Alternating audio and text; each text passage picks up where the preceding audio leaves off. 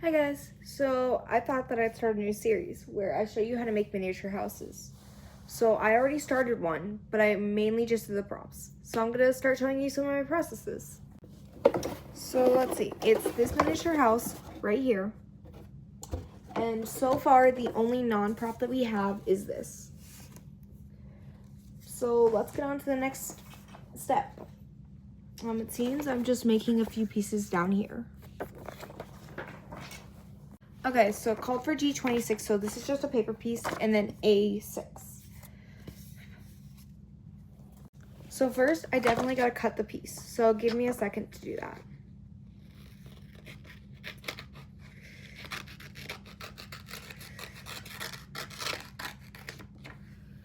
Now, before I stick it, I just gotta get those few holes right there. Now, I got one hole picked out, but let's say I don't really want to do all that, because that's a lot of work.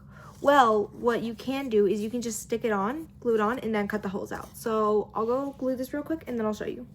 Okay, I got it stuck on. Now I just gotta wait for it to dry. So let's move on to the next piece while we're waiting. So this next piece calls for G6, A3, and C15, two C15s.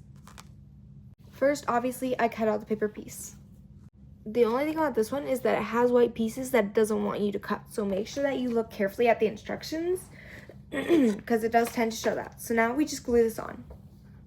I like to add my glue around each of the edges, and if there were any holes or anything, add something there too, just to make it look really nice.